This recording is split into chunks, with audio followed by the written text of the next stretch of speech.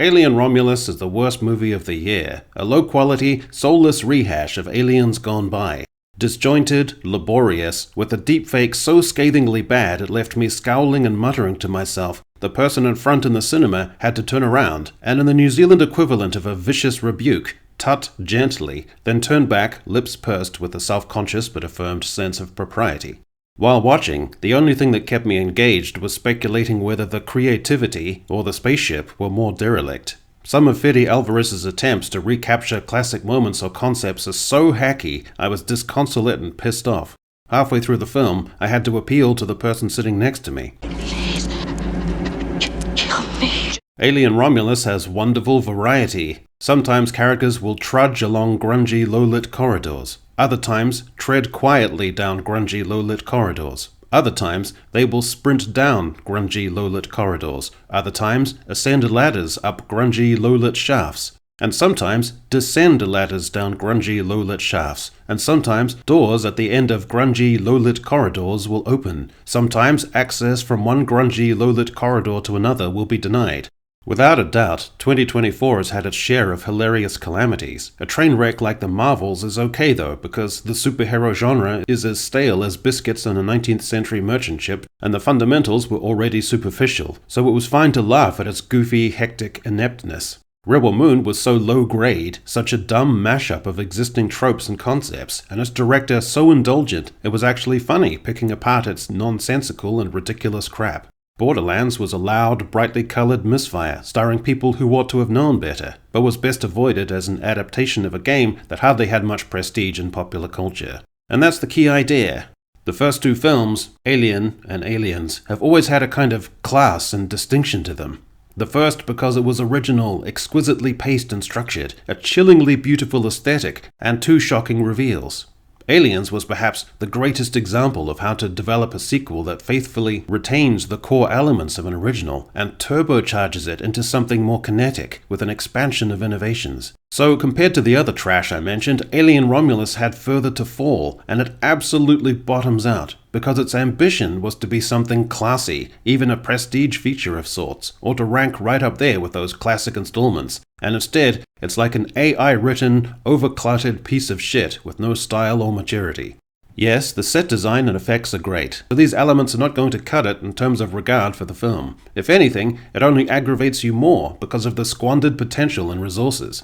Not that there's nothing to like about Alien Romulus. For the first 20 minutes you watch with provisional goodwill. A down-on-her-luck girl in a rough, Wild West evoking, gloomy mining colony called Jackson Star in the dead reaches of space, presented with an opportunity to escape with a circle of similarly young friends when they become aware of a nearby orbiting space station, which may have enough life support pods to facilitate their travel across light years to somewhere more hospitable. There's great spaceship porn, even a genuinely cool moment when, in the contorting heavy G's of takeoff, one character lights and inhales a joint in seconds. But even through these introductory sequences, there is enough to turn you off. The characters are nondescript, and in generic Gen Z fashion, the girls are stauncher and more composed than the boys.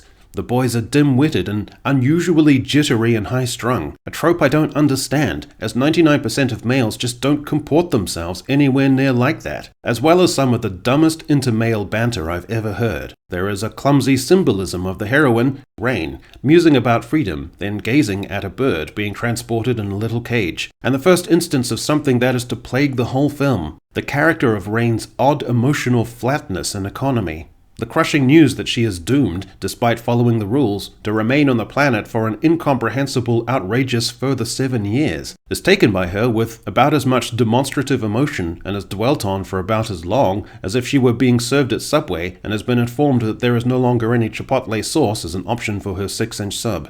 Later, in the immediate aftermath of the most horrific body horror or dismemberment of a crew member allowed by a viscerally moral dilemma, she reverts, within a minute, to the same mild angst and mild frown. Analogous to the structure and pacing of the film as a whole, her whole character seems coated in Teflon. Nothing sticks, nothing is decisively impactful, nothing erodes her grip on things, nothing pushes her near a psychological edge. It's the most immature and frustrating writing and directing.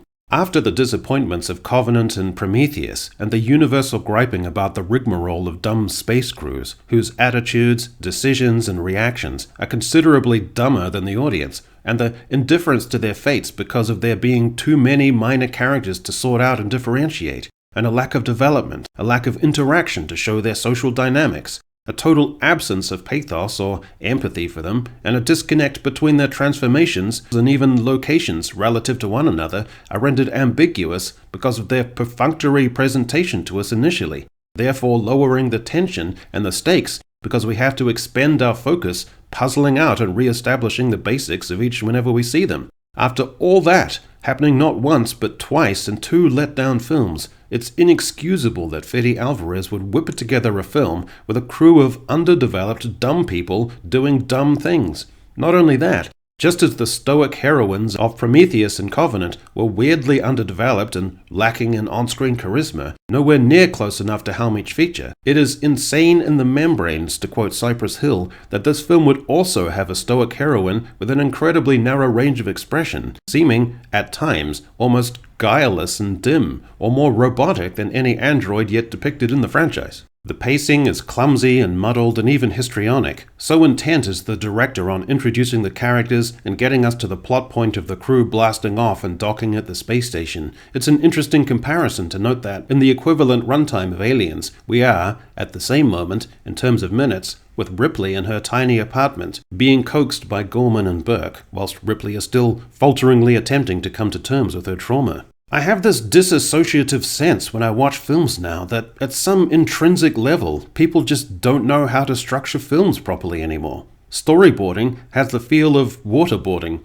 I can see this film as a grid of illustrations demarcating scenes up on a studio wall, but somehow it just doesn't translate coherently on the screen, and instead degrades into just a series of frustratingly under-integrated episodes, like fence posts with wires sagging between each, as if modern filmmakers simply don't have the knack for establishing continuity, connective tissue, to keep things consistent, to know how to focus on a core dilemma. Some of the conventions are present in Alien Romulus. The idea of a ticking clock with the large orbiting station bearing closer to destructive planetary rings, and the winnowing down of a crew in the decent tradition of a slasher film. But even these are undermined by the sapping, overly busy, multiple use of that ticking clock in 2 climactic sequences, and the winnowing of the crew is so pat, so cliched, so uninvolving, it is impossible to take the film seriously on the adult level it overweeningly wants you to.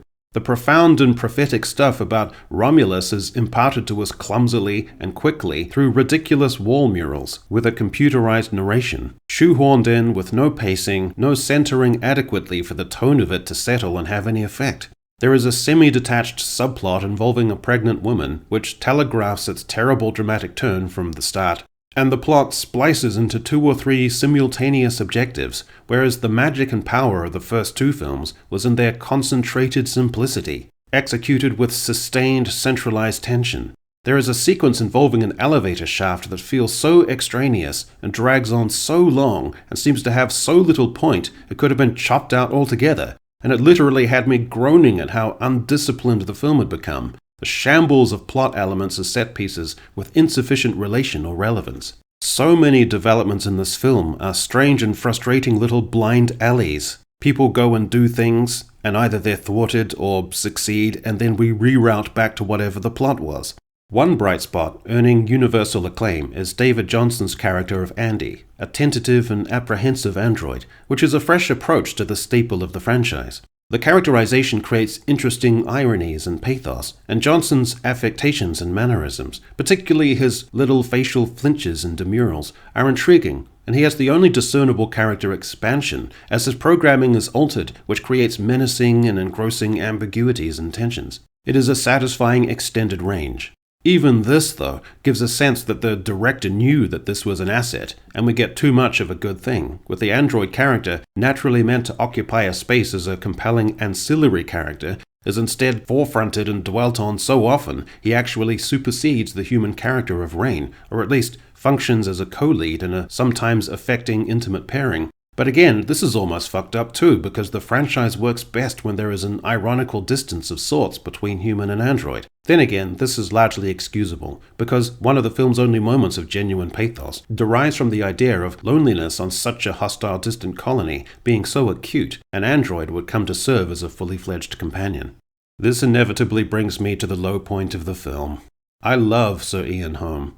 He was a brilliant actor, trained at RADA, able to imbue any character with the exact presence required, usually in an understated, mature way. His performance, needless to say, as Ash in Alien is one of the most sublime expressions of cold malice ever committed to screen. His portrayal of J.M. Barrie, author of Peter Pan, is endearingly gruff and nuanced. His depiction of Lewis Carroll, measured, restrained, and captivating.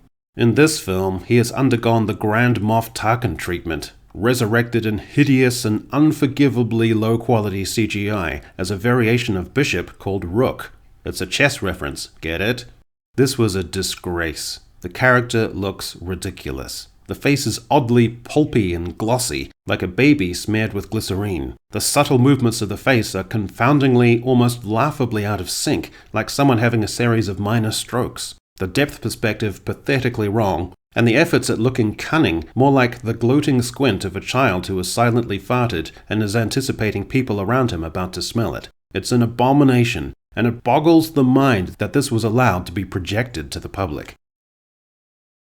The film reaches its crescendo with a second, third act, again with no deftly managed rise of climactic action and corresponding lull. With so many callbacks to Aliens, it is actually brain-dead. Rain climbing a similar ladder and similar footwear to Ripley, Andy having repurposed the line, "Get away from her, you bitch," divested of the maternal, emotional, and contextual significance of that line in the original, and Rain slowly, tensely sliding into a spacesuit. And then we're mistreated to the spectacle of the pregnant woman whose body is simply a receptacle for the plot, as it is a receptacle for a hideous new creature, giving birth to a human-alien hybrid, which is just a derivative rehash of Alien Resurrection, and looks more ridiculous. Its expressions inadvertently dopey, and which suffers a similarly rehashed fate involving an airlock sucking out and disintegrating its body at the hands of Rain, who has evolved with shoddy, accelerated pacing from a blank-faced space ingenue into a god-tier final boss. This is the worst film of the year, because while it ostensibly seems to have a lot going for it and some good performances, its lows are so egregious, so growl and headshake-inducing, so derivative and clumsy, so intellectually and aesthetically underwhelming. You leave the cinema with the aggravated, disheartened, hollow glumness of leaving a sports stadium after watching a prestige side lose on the back of an inept performance. Someone said of Disney Star Wars that the igniting of a lightsaber is now about as exciting as someone turning on a desk lamp. Here there's the equivalent, in the seething, quivering alien head, somehow just feeling banal, like a pastiche of horror rather than anything viscerally terrifying. Avoid like the plague.